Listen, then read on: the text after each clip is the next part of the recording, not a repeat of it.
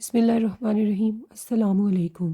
اس طرح یہ بات 3 افراد کے علاوہ کسی کو معلوم نہ تھی کہ یہ بچی واجدہ کی نہیں حسنہ کی ہے، اور جب سب کو یہ معلوم تھا کہ واجدہ نے مریم میں ایک پیاری سی بچی کو جنم دیا ہے تو حسنہ کا حق خود بخود اس بچی پر سے ختم ہو گیا۔ اب اگر وہ آئندہ یہ دعویٰ کرتی ہوئی تو کون اس کی بات پر یقین کرتا؟ مری سے واپس آنے کے بعد واجدہ نے صابرہ کو بہت خوبصورت بچی پیدا ہونے کی اطلاع دی۔ صابرہ کو یہ سن کر بہت خوشی ہوئی۔ اس نے اسے مبارکباد پیش کی اور بچی کی زندگی کے لیے ڈھیروں دعائیں بھیجی۔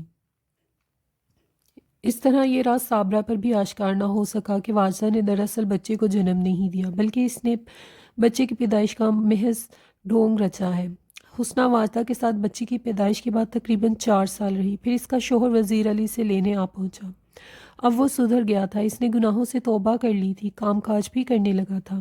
اس عرصے میں کوئی چکر چلا کر دبئی کا پھیرا بھی مار آیا تھا۔ اب سید پور میں اس نے زمین خرید لی اور ایک آٹا پیسنے کی چکی لگا لی تھی۔ ان 4 سالوں میں اس نے ایک شادی بھی کر لی تھی، لیکن اس کی نئی بیوی نے اس کے ساتھ وفا نہ کی اور وہ اپنے کسی آشنا کے ساتھ فرار ہو گئی تھی۔ تب اسے حسنہ کی یاد شدت سے آئی، وہ سیدھا بھاگ کر لاہور پہنچا تھا۔ حسنہ کی ماں کے پاؤں پکڑ لیے تھے، اپنی غلطیوں کی رو رو کر معافی مانگی تھی۔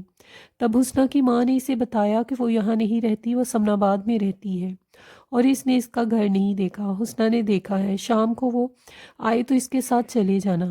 یہ سن کر وزیرے کو ایک دھچکا سا لگا۔ وہ سمن آباد میں کس کے ساتھ رہتی ہے؟ کہیں اس نے شادی تو نہیں کر لی؟ لیکن وہ شادی کیسے کر سکتی ہے؟ اس نے ابھی حسنہ کو طلاق کہاں دی تھی؟ جس شبے نے اس کے سر میں اپنا پن پھیلایا تھا، اس کا اظہار اس نے اپنی ساس کے سامنے کر دیا۔ کیا حسنہ نے شادی کر لی ہے؟ اس نے پوچھا۔ وزیر، تو نے میری پھول سی بیٹی کو بڑے دکھ دیے ہیں، اب تو باز آ جا۔ ماں نے تلخی سے کہا، وہ شادی کیسے کرے گی؟ اسے تو شادی کے نام سے ہی نفرت ہو گئی ہے۔ تو نے میری بیٹی کو بہت ستایا ہے۔ یہ سن کر وزیر علی کے چہرے پر مسکراہٹ آ گئی۔ اطمینان کی گہری سانس لی۔ اس نے شادی نہیں کی تھی، اچھا تھا، لیکن وہ کس کے ساتھ کس کے گھر پر رہ رہی تھی؟ وہ ایک خوبصورت عورت تھی، اسے کوئی بھی اپنے ساتھ رکھ سکتا تھا۔ وزیر کے گندے دماغ میں پھر کیڑے کھلبلانے لگے۔ وہ اس طرح سوچ سکتا تھا، اور اسی طرح کی سوچ نے حسنہ کو گھر سے نکلنے پر مجبور کر دیا تھا۔ حسنہ کی ماں نے اسے جلانے کے لیے صاف صاف نہیں بتایا تھا کہ حسنہ کس حیثیت سے وہاں رہتی ہے۔ وہ شام تک بیٹھا رہا۔ دن ڈھلے حسینہ گھر میں داخل ہوئی۔ اس نے دیکھا گھر میں وزیرہ موجود ہے۔ بہنوئی کی شکل دیکھ کر اس نے منہ دوسری طرف پھیر لیا اور خاموشی سے اندر کمرے میں چلی گئی۔ اندر کمرے میں ماں چارپائی پر لیٹی ہوئی تھی۔ اسے دیکھ کر وہ اٹھ کر بیٹھ گئی اور بولی، ارے حسینہ، وزیرہ آیا ہے حسنہ کو لینے، ذرا تو اسے حسنہ کے گھر پہنچا دے۔ یہ اب آیا ہے 4 سال کے بعد؟ ماں، یہ کچھ جلدی نہیں آ گیا؟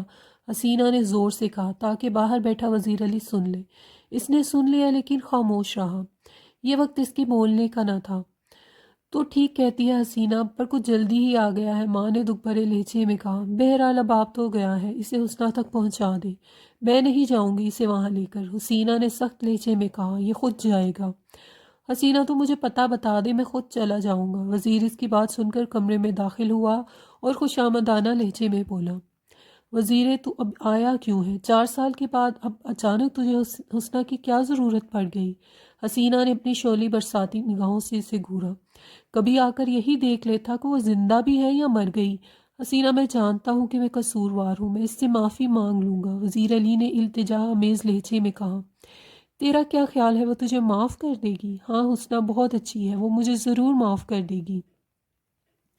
پھر جاؤ وہاں جا کر دیکھ لے، حسینہ نے کہا۔ اسے اور سمن آباد کا پتہ لکھ کر دے دیا اور زبانی بھی سمجھا دیا۔ پتہ لے کر وہ 1 منٹ میں بھی اس گھر میں نہ رکا، بس پکڑ کر وہ سمن آباد پہنچا۔ پتہ ڈھونڈنے میں اسے کافی دشواری پیش آئی، بالآخر وہ ٹھکانے پر پہنچ گیا۔ اس نے اطلاعی گھنٹی بجانے کے بجائے گیٹ زور زور سے کھٹکھٹایا۔ اس وقت رات کے 8 بج رہے تھے۔ حسنہ باورچی خانے میں تھی، روٹیاں پکا رہی تھی۔ واجدہ ٹیلی ویژن دیکھ رہی تھی۔ گھر کا گیٹ بجنے پر اس نے حسنہ کو آواز دی، حسنہ، دروازے پر کون ہے؟ بی بی جی، کوئی فقیر معلوم ہوتا ہے، گھنٹی نہیں بجائی گیٹ بجا رہا ہے۔ اچھا، میں دیکھتی ہوں، ان مانگنے والوں نے تو ناک میں دم کر رکھا ہے، اس طرح دروازے پر بجاتے ہیں جیسے قرض وصول کرنے آئے ہوں۔ واجدہ نے جب دروازے پر پہنچ کر گیٹ کھولا تو اسے وہاں فقیر کے بجائے پنک قمیص پہنے ایک آدمی نظر آیا۔ واجدہ کو دیکھ کر وزیرہ کچھ جھجکا۔ پھر ہمت کر کے آگے بڑھا۔ سلام جی۔ وعلیکم السلام۔ واجدہ نے اس شخص کو غور سے دیکھتے ہوئے کہا، کیا بات ہے، کس سے ملنا ہے؟ میں حسنہ کے گھر سے آیا ہوں، اس کی ماں نے بتایا ہے کہ وہ یہاں رہتی ہے، مجھے اس سے ملنا ہے۔ حسنہ سے؟ واجدہ نے سوالیہ انداز میں کہا۔ حسنہ کو رہتے اس گھر میں 4 سال کا عرصہ ہو گیا تھا، لیکن اس سے آج تک کوئی ملنے نہ آیا تھا۔ اس اجنبی کو دیکھ کر واجدہ کو حیرت ہوئی۔ اس نے اس سے پوچھا، تم کون ہو حسنہ کی؟ میں وزیر علی ہوں جی۔ وزیرہ، میں اس کا شوہر ہوں۔ اوہ! واجدہ نے ایک گہرا سانس لیا۔ اچھا تم ٹھہرو، میں حسنہ کو جا کر بتاتی ہوں۔ کچن میں داخل ہو کر واجدہ حسنہ کو غور سے دیکھنے لگی۔ وہ بیلن سے روٹی بڑھانے میں مصروف تھی۔ اس کے ہاتھ تیزی سے چل رہے تھے۔ واجدہ کو اس وقت بہت اچھی لگی۔ اس کی سمجھ میں نہیں آیا کہ وہ حسنہ کو شوہر کی آمد کی اطلاع کس طرح سے دے۔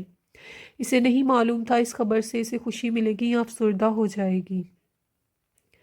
دروازے پر واجدہ کو کھڑے دیکھ کر اس نے اپنی نظریں گھمائی اور بولی، کون تھا بی بی جی؟ فقیر ہوگا؟ تھا نہیں ہے، واجدہ نے مسکراتے ہوئے کہا۔ وہ پیشہ ور فقیر ہے یا نہیں یہ تو مجھے معلوم نہیں، لیکن سوالی ضرور ہے۔ سوالی؟ حسنہ نے روٹی کو توے سے اتارتے ہوئے کہا۔ پھر کچھ دے دیا آپ نے؟ مجھ سے اس نے کچھ نہیں مانگا۔ وہ تمہارا سوالی ہے۔ میرا سوالی؟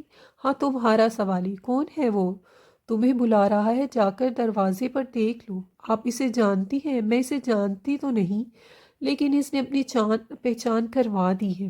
بی بی جی بتائیں نا۔ نہیں میں بتاؤں گی نہیں، خود جا کر دروازے پر دیکھ لو، پھر فیصلہ کرو کہ اسے گھر کے اندر بلانا ہے یا نہیں۔ اگر گھر کے اندر بلانا ہے تو لے آنا، مجھے کوئی اعتراض نہ ہوگا۔ اتنے واضح اشارے کے باوجود حسنہ کو کچھ سمجھ نہ سکی۔ وہ اس اشارے کو سمجھتی اس وقت جب اس کے ذہن میں کہیں وزیر علی کا خیال ہوتا۔ وہ اپنے شوہر کو یکسر بھلا بیٹھی تھی، اور کیسے نہ بھلاتی۔ اس نے حسنہ کو دیا ہی کیا تھا؟ ایک عذابناک زندگی۔ 4 سال اس نے اس کے ساتھ کس طرح گزارے تھے؟ وہ 4 سال اسے 40 سال محسوس ہوتے تھے۔ ان دکھوں کو وہ کب تک کلیجے سے لگائے رکھتی؟ شروع میں تو وہ خاصی پریشان رہتی، پھر رفتہ رفتہ وہ سب کچھ بھولنے لگی۔ واجدہ کے رویے نے اسے سب کچھ بھلانے پر مجبور کر دیا، اور اب تو اسے واجدہ کے گھر میں رہتے، جنت میں بستے 4 سال ہو گئے تھے۔ اب وہ دوزخ بھرے دنوں کو یکسر بھلا بیٹھی تھی۔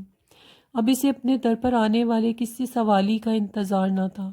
پھر وہ اس سوالی کو کیسے پہچانتی؟ چولہے کی آگ کم کر کے حسنہ اٹھی، واجدہ کو دیکھتی ہوئی کچن سے باہر نکلی۔ وہ گیٹ کی طرف چلی، واجدہ نے بھی اس کے پیچھے قدم بڑھائے۔ حسنہ نے گیٹ کھول کر تھوڑی سی گردن باہر نکالی اور پوچھا، کون ہے؟ میں ہوں حسنہ، وزیرہ۔ وزیر علی نے جلدی سے آگے قدم بڑھائے۔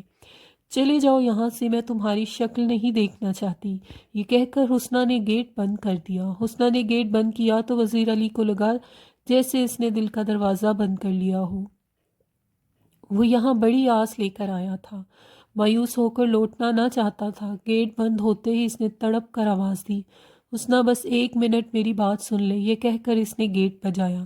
میں نے تیری بہت سنی ہے، 4 سال سنتی رہی ہوں، تیرے پاس اب اور سنانے کو کیا رہ گیا ہے؟ حسنہ نے گیٹ کے اس طرف سے کہا۔ وہ بہت جذباتی ہو رہی تھی، اس کا جسم کانپ رہا تھا، گلا خشک ہو رہا تھا۔ اس کی سمجھ میں نہیں آ رہا تھا کہ کیا کرے کیا کہے۔ حسنہ میں تجھ سے معافی مانگنے آیا ہوں، گیٹ کے اس طرف سے وزیر علی نے کہا۔ جا، میں نے تجھے معاف کیا، حسنہ نے بڑے سپاٹ لہجے میں جواب دیا۔ اب چلا جا یہاں سے۔ نہیں حسنہ، میں یہاں سے ہرگز نہیں جاؤں گا، میں گیٹ پر دھرنا دے کر بیٹھ جاؤں گا۔ اس وقت اٹھوں گا جب تیری شکل نظر آئے گی، تیرا دیدار ہوگا۔ وزیر علی نے بڑی محبت سے کہا۔ میں ہیر نہیں ہوں، تو رانجھا نہیں ہے، حسنہ نے لہجے میں بڑی کاٹ تھی۔ میں رانجھا نہیں، تو ہیر نہ سہی، وزیر علی نے پانسا پھینکا۔ یہاں کیوں آیا ہے؟ حسنہ نے غصے سے کہا۔ دروازہ کھول پھر بتاؤں گا، وزیر علی نے التجا بھرے لہجے میں کہا۔ حسنہ گیٹ کھول کیوں نہیں دیتی؟ اسے اندر تو آنے دے۔ واجدہ کمرے کے دروازے پہ کھڑی دونوں کی باتیں سن رہی تھی۔ جانے وزیر کے لہجے میں واجدہ کو کیا دکھائی دیا کہ اس نے حسنہ کو دروازہ کھولنے پر مجبور کر دیا۔ حسنہ کو پھر گیٹ کھولنا پڑا۔ واجدہ وزیر علی کو ڈرائنگ روم میں لے آئی، اس نے اسے عزت سے بٹھایا۔ حسنہ ڈرائنگ روم میں نہ آئی، وہ شاید باورچی خانے میں چلی گئی تھی۔ واجدہ نے اسے آواز دی، حسنہ تم کہاں ہوئی؟ ادھر آؤ۔ بہت غصہ ہے اسے، وزیر علی نے کہا۔ غصہ کیوں نہ ہو، تم نے کام ہی ایسا کیا ہے۔ 4 سال تک تم نے پلٹ کر دیکھا ہی نہیں کہ تمہارا بیوی کہاں ہے، زندہ ہے یا مر گئی ہے؟ کیسے مرد ہو تم؟ واجدہ نے شکایت امیز لہجے میں کہا، میں اب اسے لے جانے کے لیے آیا ہوں، اب 4 سال پہلے والا وزیر علی نہیں ہوں۔ میرے پاس بہت کچھ ہے، بس ایک حسنہ نہیں ہے۔ میں چاہتا ہوں کہ میں نے حسنہ کو بہت دکھ دیا ہے، لیکن میں اب اسے اتنے سکھ دوں گا کہ وہ سارے دکھ بھول جائے گی۔ بیگم صاحبہ، آپ میری مدد کریں، میں آپ کے آگے ہاتھ جوڑتا ہوں۔ بھئی میں نے تمہاری حسنہ کو باندھ کر نہیں رکھا، وہ تمہارے ساتھ جانا چاہے تو اسے ضرور لے جاؤ۔ واجدہ نے اٹھتے ہوئے کہا، ٹھہرو، میں اسے یہاں بلا کر لاتی ہوں۔ ڈرائنگ روم سے نکل کر واجدہ کچن میں پہنچی۔ اس کا خیال تھا کہ حسنہ روٹیاں پکانے بیٹھ گئی ہوگی، لیکن وہ باورچی خانے میں نہ تھی۔ چولہا اسی طرح دھیمے دھیمے جل رہا تھا۔ واجدہ کچن سے نکل کے اس کے کمرے میں پہنچی، یہاں وہ موجود تھی۔ وہ اپنا چہرہ ہاتھ میں چھپائے بے تحاشا روئے جا رہی تھی۔ واجدہ نے خاموشی سے اس کی پیٹھ پر ہاتھ رکھا، وہ بے اختیار چونک اٹھی۔ اس نے سر اٹھا کر دیکھا، سامنے واجدہ کو پا کر وہ کھڑی ہو گئی اور اس سے لپٹ کر ہچکیوں سے رونے لگی۔ میری سمجھ میں نہیں آ رہا کہ تو کیوں رو رہی ہے، واجدہ نے اسے اپنے سے الگ کرتے ہوئے کہا۔ خوشی کی بات ہے، تمہارا مرد تمہیں لینے آیا ہے۔ نہیں، اب وہ پہلے جیسا نہیں ہے، اس نے بات کر کے دیکھ لو، وہ ڈرائنگ روم میں بیٹھا رو رہا ہے۔ بالآخر وزیر کے آنسو کام آ گئے۔ جس شوہر کو اس نے ہمیشہ چیختے دھاڑتے دیکھا تھا، اب اسی کی آنکھوں میں ندامت کے موتی تھے۔ وہ پگھل گئی۔ اس نے اپنی آنکھوں کے موتی چن لیے۔ جو اسے ہمیشہ رلاتا رہتا، رلا کر خوش ہوتا تھا، آج اس کی آنکھوں میں آنسو دیکھ کر وہ بے قرار ہو گئی۔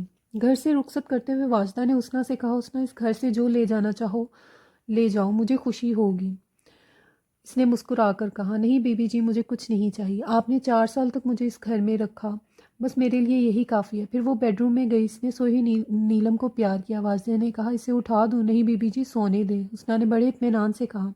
حسنہ، اپنا وعدہ یاد رکھنا، واجدہ نے اسے یاد دلایا۔ ہاں بی بی جی، مجھے یاد ہے، جو راز ہے وہ مرتے دم تک راز رہے گا۔ اللہ آپ کو خوش رکھے۔ یہ کہہ کر وہ گھر سے رخصت ہو گئی۔ حسنہ نے جو وعدہ کیا تھا اسے نبھا کر دکھایا۔ وہ آخری وقت تک اپنے عہد پر قائم رہی۔ 20 سال پلٹ کر اس نے نہ دیکھا اس کی بیٹی نیلم کہاں ہے۔